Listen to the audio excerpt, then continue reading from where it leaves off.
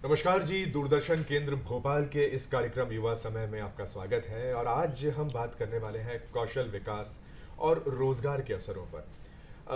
कौशल एक ऐसी नई कार्यक्रम है, नई योजनाएं हैं जिनके तहत युवाओं को बहुत सारी ऐसी अपॉर्चुनिटीज़ मिल रही हैं जिससे वो ना केवल जॉब्स पा सकते हैं बल्कि उसके साथ साथ अपने भी रोज़गार के अवसर स्वयं उत्पन्न कर सकते हैं, दूसरों के लिए नई संभावनाएं पैदा कर सकते हैं। मेरे साथ में आज तीन विशेष मेहमान हैं, उनसे बातचीत करते हैं और समझते हैं कि इसमें क्या क्या अपॉर्चुनिटीज़ आज के समय में उपलब्ध हैं। मेरे साथ आज श्री विलास नागदमने जी हैं जो कि टीपीओ हैं आईटीआई भोपाल में। साथ में श्री जगदीश सैनी जी हैं जो कि स्टेट हेड हैं स्किल डेवलपमेंट के ट्राइडेंट लिमिटेड में। साथ में है मोहित कश्यप जी जो कि प्रोजेक्ट हेड हैं ट्राइडेंट लिमिटेड में। आप तीनों का बहुत बहुत स्वागत है और मुझे लगता है आज हमारे दर्शक युवा मध्य प्रदेश के बहुत कुछ जानने वाले हैं, सीखने वाले हैं, बहुत लाभान्वित होने वाले हैं। सर्वप्रथम आपसे मैं शुरू करूंगा विलास जी, क्योंकि आप उस क्षेत्र में इतने समय से काम कर रहे हैं, 10-15 वर्षों से, और आईटीआई को लेकर आपकी समझ बहुत गहरी है। मुझे ये बताइए कि आईटीआई के बाद में, क्योंकि आप टीपीओ हैं, खास तौर से सबसे पहला प्रश्न तो यही बनता है कि आईटीआई के बाद में स्किल्स के क्षेत्र को अगर हम लेके चलें, क्या रोजगार के अवसर लोगों के पास प्राप्त हैं, युवाओं को कैसे अपने लिए आजीविका के साधन मिलते हैं? जी। अ, आज के वर्तमान युग में देखा जाए तो कौशल युक्त कारीगर मिलना एक बहुत बड़ी इंडस्ट्रीज़ की समस्याएं हैं और इन समस्याओं को दूर करने का काम जो है वो आईटीआई करता है। जी। बेसिकली आईटीआई का काम जो है वो skill developed man power ready करना है। मध्य प्रदेश के संदर्भ में मैं बात करूँ, यदि भोपाल में मेरे पास 33 ऐसे व्यवसाय है जिसमें हम लोग बच्चों को ट्रेन करते हैं। जी। फिटर, टर्नर, मशीनिस्ट, फैब्रिकेशन के क्षेत्र में वेल्डर और कारपेंटर, सीट मेटल्स, ऐसे बहुत सारे कोर्सेज हैं और पर्टिकुलर कोर्स 1 साल का हो सकता है या 2 साल का हो सकता है। मध्य प्रदेश भोपाल की आईटीआई में हम लोग कम से कम 2000 बच्चे प्रति वर्ष पास आउट कराते हैं वाह। और समय समय पर उनकी हम लोग ट्रेनिंग कराते हैं, उनके काउंसलिंग्स कराते हैं, क्या आपके लिए जॉब अपॉर्चुनिटीज़ है, मार्केट में कौन सी ऐसी इंडस्ट्री है जिसमें सबसे ज़्यादा सैलरी है, ऑटोमोबाइल सेक्टर्स कौन से है, बहुत बढ़िया। उसका सेटअप कहाँ पर है, फैब्रिकेशन सेंटर कहाँ पर है, टेक्सटाइल कहाँ पर है, टेक्सटाइल के लिए कौन से स्किल की रिक्वायरमेंट होती है और हम लोग उस स्किल को apart from the syllabus cover करने की कोशिश करते हैं। ये तो आपने वो सारी चीज़ें बताया जो जो आपके यहाँ हो रही हैं, है ना? लेकिन अगर आप मुझे बता सकें कौन से कोर्सेज, किस किस तरीके के कोर्सेज चल रहे हैं? मैं जहाँ तक जानता हूँ 25-30 कोर्सेज तो चल ही रहे हैं आपके। जी। जी। 33 प्रकार के कोर्सेज हमारे यहाँ चलते हैं जिसमें 1 वर्ष और 2 वर्ष के कोर्सेज होते हैं। अच्छा। जी। मैक्सिमम कोर्सेज इंडस्ट्रीज़ के रिलेशन में ही है। हाँ हाँ। कुछ कोर्सेज ऐसे हैं कि जो इंडस्ट्री से रिलेटेड नहीं है जी। लेकिन उसकी मार्केट में डिमांड है, हाँ हाँ। जैसे स्टेनोग्राफर हिंदी या स्टेनोग्राफर अंग्रेजी, अच्छा।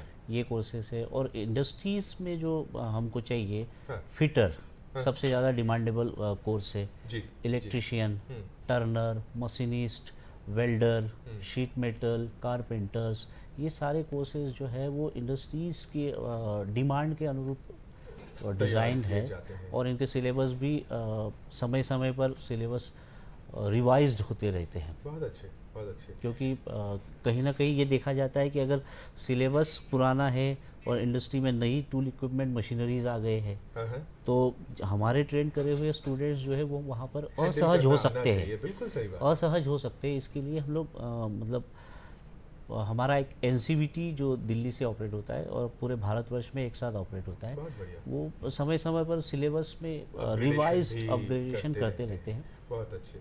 अच्छा, क्योंकि बहुत सारे ऐसे युवा होते हैं जगदीश जी जो कि एजुकेशन, फॉर्मल एजुकेशन पूरी लेकर नहीं आते हैं, वो आधी अधूरी पड़ी है, कहीं छोड़ दिया 8वीं के बाद, 10वीं के बाद, 12वीं के बाद। तो जो फॉर्मल एजुकेशन नहीं हुई है, क्या उनके लिए कोई प्लेसमेंट की अपॉर्चुनिटीज ट्राइडेंट या इंडस्ट्री में, मैं आमतौर पर पूछूँ आपसे, ऐसी होती हैं अपॉर्चुनिटीज? बिल्कुल सर, बिल्कुल अपॉर्चुनिटी है। अगर ट्राइडेंट की बात करें तो ट्राइडेंट जैसे कि आप टेक्सटाइल में बहुत बड़ा नाम है और यहाँ पे हमारे यहाँ पे बेडशीट, टॉवल या यान का जो प्रोडक्शन होता है, अच्छा। तो जो वर्कर वहाँ पे जो काम करते हैं वो भी 10th 12th उनके लिए अपॉर्चुनिटी हमेशा अवेलेबल रहती है। उनके लिए सरकार द्वारा कुछ स्कीम चलाई गई है जिसमें अगर बात करूँ दीनदयाल उपाध्याय ग्रामीण कौशल योजना, जो कि गांव के जो युवा जो हैं, जो कि ज़्यादा पढ़े लिखे नहीं है लेकिन उनको इंडस्ट्री में जोड़ने का जो मुहिम है, जो रोजगार दिलाने का, तो उसमें हम क्या करते हैं, उन लोगों को हम मोबिलाइज करते हैं, गाँव गाँव जाके SHG के थ्रू या सरपंच के थ्रू मिलते हैं, मीटिंग अरेंज करते हैं, वहाँ पे उन युवाओं को मोबिलाइज करके हम इंडस्ट्री में लेके आते हैं और उनको हमारी इंडस्ट्री के मुताबिक हम प्रशिक्षण भी देते हैं ताकि वो सीख सकें और सीखने के बाद उनको उसी इंडस्ट्री में वहाँ पे रोजगार मुहैया कराया जा सके। तो वो अपनी सीखने के बाद 3 महीने बाद अपनी आजीविका स्टार्ट कर लेते हैं। मैं आपसे डिटेल में इस बारे में जरूर पूछूंगा, लेकिन पहले मोहित जी से जान लेते हैं। मिस्टर मोहित कश्यप, अगर आप हमको बता सकें कि इंडस्ट्री में ऐसे युवाओं को जिनकी फॉर्मल एजुकेशन बहुत ज़्यादा नहीं है लेकिन या तो IITI से पढ़े हुए हैं या इस तरीके के किसी कौशल को वो हासिल कर चुके हैं, इंडस्ट्री में एंट्री के लिए प्रोसेस क्या हो, कहाँ से जानकारी मिले, कैसे एंट्री करें? जी देखिए, जैसे कि अभी जगदीश जी ने बताया जी, और आपने भी बताया कि गवर्नमेंट की योजनाएं इस तरह की चल रही हैं जिसके तहत बच्चा इंडस्ट्री के कोर्सेज में ट्रेनिंग करके और फिर इंडस्ट्री के लायक तैयार होता है। और मैं आपको बीच में इंटरप्ट कर रहा हूँ, ये योजनाएं सरकारी योजनाएं भी हैं? हाँ जी, हाँ जी। और कुछ आपके इंडस्ट्री लेवल पर या आपके कंपनी के लेवल पर भी हैं? जी जी, ठीक है, ठीक है। तो कुछ गवर्नमेंट की स्कीम्स हैं, गवर्नमेंट की योजनाएं हैं, उसके तहत तो बच्चा आता ही है। उसके लिए हम लोग गांव जाके बच्चों को लेके आते हैं, गांव जाके अलग अलग स्कीम के अलग अलग प्रोविजंस होते हैं जिसके तहत बच्चे को हम लोग उसको स्किल्ड बनाते हैं और उसके बाद अपने पास ही डिप्लॉय कर लेते हैं। अच्छा। तो एक तो ये प्रावधान हो गया। और इसके अलावा जैसे कि आपने बताया कि ITI किए हुए बच्चे, खासकर फिटर और इलेक्ट्रिशियन जो होते हैं, उनके लिए हर इंडस्ट्री के पास अपॉर्चुनिटीज़ होती है नौकरी लगने की। तो हमारे पास भी इंडस्ट्री के अंदर फिटर और इलेक्ट्रिशियन के डिप्लॉयमेंट हो जाते हैं। और इनमें क्या होता है कि हम लोग, एक गवर्नमेंट की योजना है नेशनल अप्रेंटिस प्रमोशन की, तो उसके तहत बच्चे को हम लोग जो ITI कर चुका होता है उसको NAPS के अंडर में उसको 1 साल के लिए कम से कम OJT पे रखते हैं। OJT मतलब I'll get into the details of it, मगर मुझे अगर आप ये बता सकें कि एंट्री करने के लिए क्या तरीका हो, बच्चे कैसे, कोई पोर्टल हो, कोई ऐसी जगह हो जहाँ से उनको मालूम पड़े? सर, जैसे कि गवर्नमेंट की जो स्कीम्स हैं उसके लिए तो हम खुद जाते हैं, लेके आते हैं बच्चों को गाँव से। हाँ। अच्छा, और इसके अलावा हम लोगों ने ये प्रावधान रखा हुआ है कि बच्चा हमारे पास आता है और उसका हमारे पास डेटाबेस तैयार रहता है, उसके तहत हम लोग बच्चे को फिल्टर करते हैं और फिर उसको लेके आते हैं। अच्छा। और बच्चा खुद आना चाहता है तो वो भी हमारा पोर्टल अभी डेवलप हो रहा है, जिसमें कंपनी की वेबसाइट पे बच्चा अप्लाई करेगा और उसके तहत हमारे पास अंदर आ जाएगा। बिलास जी, आप मुझे इस बारे में और बता सकते हैं क्या कि कैसे जो बच्चे आपके पास पढ़ रहे हैं, एक तो वो, और जो आप तक अभी पहुँचे नहीं हैं वो, कैसे उनको जानकारी कैसे मिलती है, कहाँ से उनको बिल्कुल, शासन की कई सारी कम्युनिकेशन प्लेटफॉर्म्स है। जैसे एक तो हो गया न्यूज़पेपर जी, या दूसरा हम लोग जैसे MP ऑनलाइन पोर्टल्स पर एडमिशन प्रारंभ करते हैं। अभी वर्तमान में हमारे यहाँ एडमिशन्स चल रहे हैं। अच्छा। अब इन एडमिशन्स के लिए हम लोग मोबिलाइज कैंडिडेट कैसे हो, उसके लिए प्रचार प्रसार माध्यम कराते हैं। प्रचार प्रसार के लिए हमारा मैसेज जो है वो गांव-गांव तक पहुंचता है। अच्छा। गांव के सचिव तक वो मैसेज पहुंचता है, तो सचिव उस मैसेज को सर्कुलेट करता है। प्लस हम लोग, हमारे ट्रेनिंग ऑफिसर्स, जो अभी ये ग्रीष्मकालीन अवकाश होगा, उस अवकाश में उनको हम लोग गांव तक पहुंचाएंगे। अच्छा। और ताकि वो मोबिलाइज करें कैंडिडेट्स को कि आपके लिए ITI सूटेबल है। यदि आप ये रोजगार से जुड़ना चाहते हैं तो ITI कीजिए। मोहित जी, अब मैं दोबारा आप पर आऊँगा, इनफैक्ट बीच में बात रह गई थी, आप बता रहे थे कि आप मोबिलाइज करते हैं गांव-गांव से, है ना, आपके लेवल पर भी और सरकार के लेवल पर भी ये काम हो ही रहा है। अच्छा, अब आपके पास युवा पहुँचे जी, है ना, अब वो बड़े, मैं जहाँ समझता हूँ, बड़े सीमित परिवेश से, बहुत गरीब कैटेगरी के भी कई होते हैं, डिप्राइव्ड हैं, जिनके पास सुविधाएं नहीं हैं। आप किस तरीके की सुविधाएं उन ट्रेनीज को देते हैं? सर, जैसे कि ट्रेनिंग में हम लोग क्वालिटी ट्रेनिंग पे फोकस करते हैं, क्योंकि बच्चा हमारे लिए हमारा स्किल्ड हो और हमारे पास पूरी तरह से डिप्लॉय हो जाए वो। तो उस क्वालिटी ट्रेनिंग के साथ साथ हम लोग उसको और भी चीज़ें करते हैं जिससे कि वो मोटिवेट रहे। जैसे कि हम लोग उसको स्पोर्ट्स एक्टिविटी में बहुत ज़्यादा इन्वॉल्व करते हैं। हमारे कंपनी के जो चेयरपर्सन है पद्मश्री राजेंद्र गुप्ता जी, तो वो भी स्पोर्ट्स को बहुत मतलब प्रमोट करते हैं। और तो उनका भी एक ही उद्देश्य है कि बच्चा स्पोर्ट्स और युवा ये योग वाली जो एक्टिविटीज़ हैं उससे जुड़ा रहे। इसके अलावा उसको हम लोग कैपेसिटी बिल्डिंग के प्रोग्राम्स भी कराते हैं। जी। और उसके मोटिवेशन लेक्चर्स करते हैं। और इन सभी ट्रेनिंग्स में सॉफ्ट स्किल और इंग्लिश की ट्रेनिंग तो रहती ही है, जिससे कि बच्चा अपना आगे करियर ग्रोथ बना सके। और इसके अलावा जैसे हम लोग फीमेल्स की ट्रेनिंग पे बहुत ज़्यादा फोकस करते हैं, तो फीमेल्स की ट्रेनिंग के लिए भी हम लोग सिर्फ फीमेल्स की ट्रेनिंग पे ही नहीं, उनकी विमेन एम्पावरमेंट की एक्टिविटीज़ या उनकी सेल्फ डिफेंस की एक्टिविटीज़, ये सारी चीज़ें हम लोग रेगुलर और उनके लिए रहने खाने की व्यवस्थाएं भी अलग से। इसके अलावा जो सुविधाएं की जैसे अपन बात करें तो हर बच्चा हमारे पास, हमारे हॉस्टल्स हैं, गर्ल्स का अलग और बॉयज़ का अलग। हॉस्टल्स में उनको रखते हैं, एकोमोडेट करते हैं और रहने खाने की व्यवस्थाएं वहाँ पर उनके पास रहती हैं। श्योर।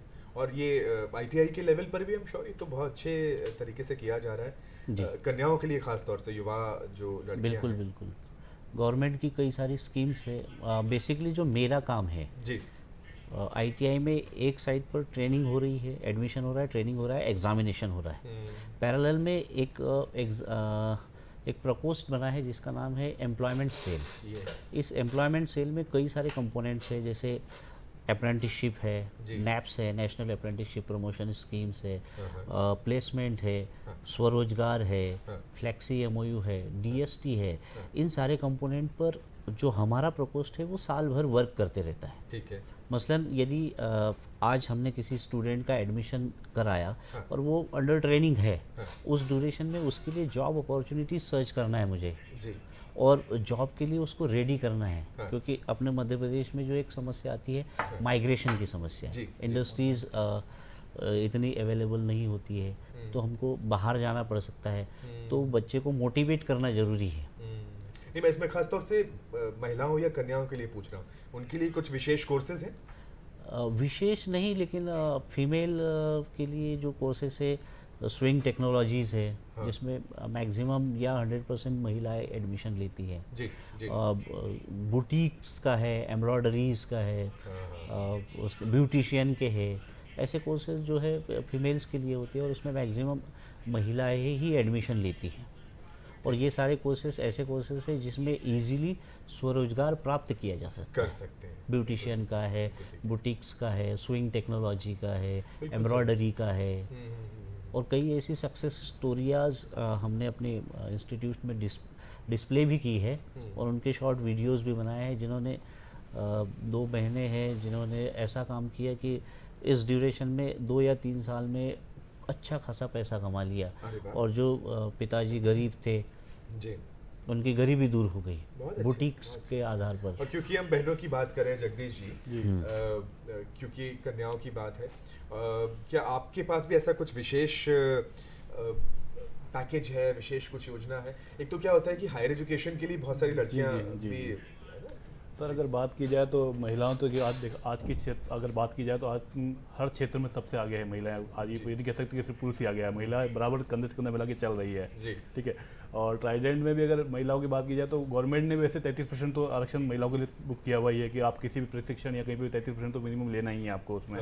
हम ट्राइडेंट में कोशिश करते हैं कि 50% महिला कम से कम हम लें। हम हर स्कीम के अंदर 50% महिला लेते हैं और उनको भी ट्रेनिंग देते हैं। जैसे एक लड़का सीखता है मशीन चलाना, वैसे लड़की भी सीखती है। साथ साथ सिलाई का काम भी, चाहे पैकिंग काम हो या एज ए मशीन ऑपरेटर, बड़ी से बड़ी मशीन भी है, इलेक्ट्रिकल डिपार्टमेंट में भी हमारी लड़कियां आके सीखती है और उनको रोजगार देते हैं। इवन हमारे टॉप लीडरशिप में भी फीमेल काम करती है हमारे यहाँ। बहुत बढ़िया, बहुत बढ़िया। अच्छा, अगेन एक बार मुझे विलास जी ये और बताएं कि ये सुविधा आईटीआईज की जो है, जहाँ तक मैं समझता हूँ कि बहुत सारे आईटीआईज अब हैं और इनमें सरकारी के साथ साथ प्राइवेट भी हैं। किस किस स्तर पर ये सुविधा उपलब्ध है? जिला है कि तहसील है? बिल्कुल बिल्कुल। जैसे मध्य प्रदेश के संदर्भ में बात करें तो अभी 10 संभागीय आईटीआईज है। जी। जो 10 संभाग हैं उनमें सभी में 10 संभागीय आईटीआईज का निर्माण हुआ है। पुराने आईटीआईज को अपग्रेड किया गया है और उनका इंटैक्ट कैपेसिटी जो है बढ़ाया गया है। अच्छा। जैसे भोपाल का जो है 2000 से 2500 के बीच में एडमिशन कैपेसिटीज़ है। अच्छा। ऐसे भोपाल, इंदौर, ग्वालियर, जबलपुर, रीवा, सागर, होशंगाबाद और भी है, तो संभाग स्तरीय है। उसके बाद जिला स्तरीय आईटीआईज है। अच्छा। मध्य प्रदेश में अगर 52 जिले हैं तो 52 जिले पर जिला स्तरीय आईटीआई है, जिसको हम लोग नोडल आईटीआई भी कहते हैं। अच्छा। और उसके अंदर क्या कोई स्पेशल, जैसे ईडब्ल्यूएस है, इकोनॉमिकली वीकर सेक्शंस हैं, SC/STs हैं, इनके लिए कुछ विशेष योजना या आईटीआई के जो एडमिशन्स है, सरकारी आईटीआई के एडमिशन्स है, वो सारे गवर्नमेंट के नॉर्म्स को फॉलो करते हुए किए जाते हैं। ठीक है। मतलब जितने प्रकार के रिजर्वेशंस गवर्नमेंट के सिस्टम में है, वो सारे रिजर्वेशंस को फॉलो करते हुए एडमिशन प्रोसेस यहाँ पर की जाती है। अच्छा अच्छा, तो EWS भी उसका एक पार्ट है, हिस्सा है या जी।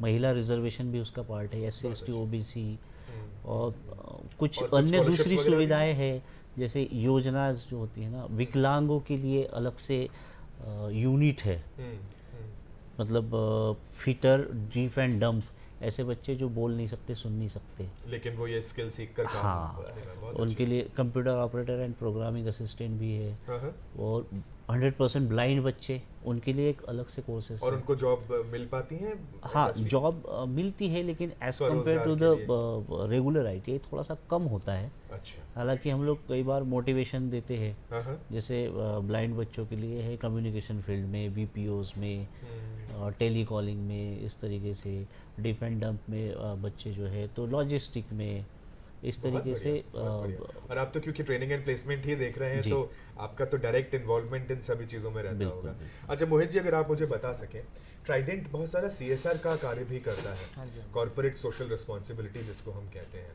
उस पर थोड़ा सा प्रकाश डाल सकें आप?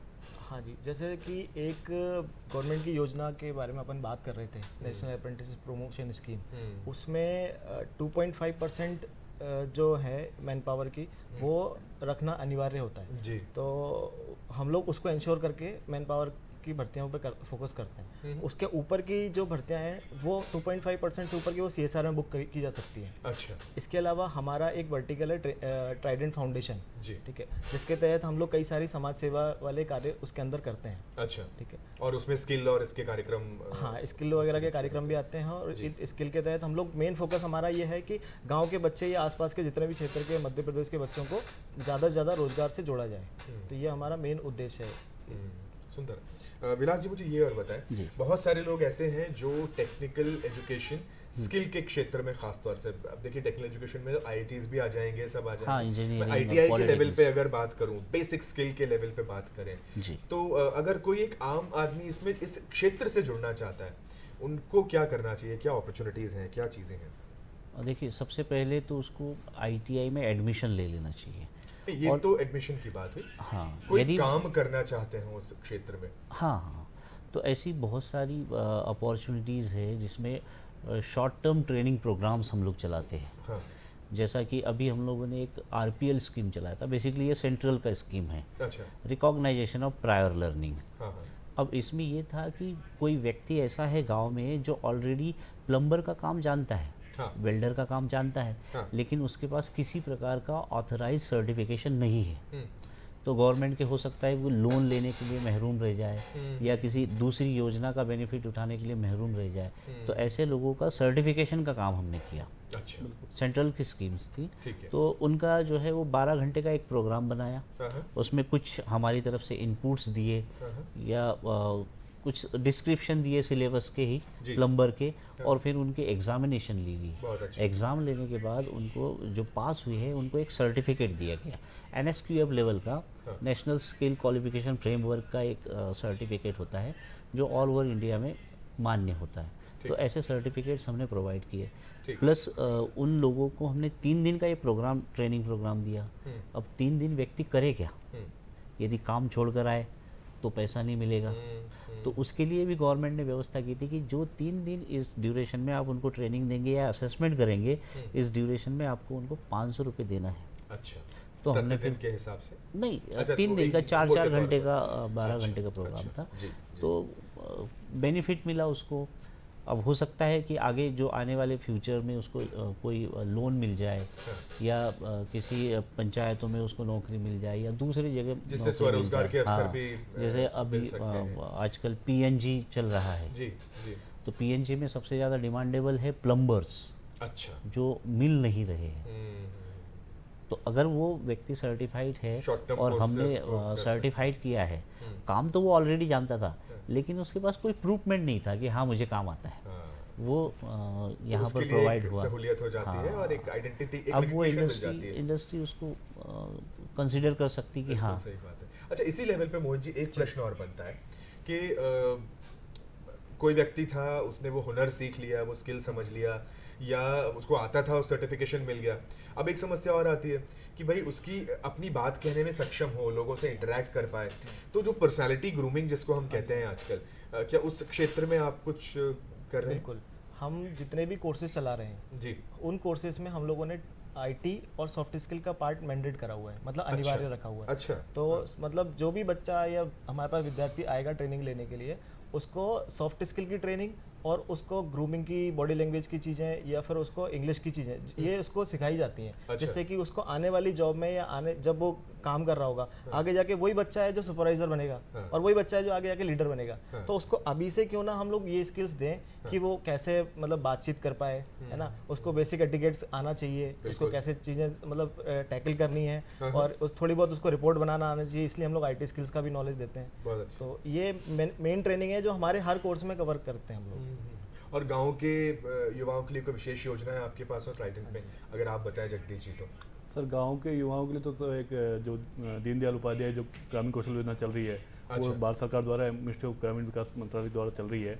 उसमें हम कैटेगरी वाइज भी लेते हैं, जैसे SC ST वर्ग के भी लोग लेते हैं। अच्छा। और मेनली हम उनको लेते हैं उसमें जो BPL परिवार से हैं, जो गरीब हैं और पुअर फैमिली से बिलोंग करते हैं ग्रामीण के, उन बच्चों को लेते हैं, उनको हम ट्रेनिंग देते हैं और उनको रोजगार के माध्यम से, हम कौशल के विकास के माध्यम से हम रोजगार दिलाते हैं। बहुत सारी योजनाएं हैं। हाँ जी। और मैं समर्थ के बारे में कुछ सुना हुआ है, समर्थ का अगर शॉर्ट में मुझे आप बता सकें तो? समर्थ अगर आप शब्द समझेंगे तो कैपेबल जी।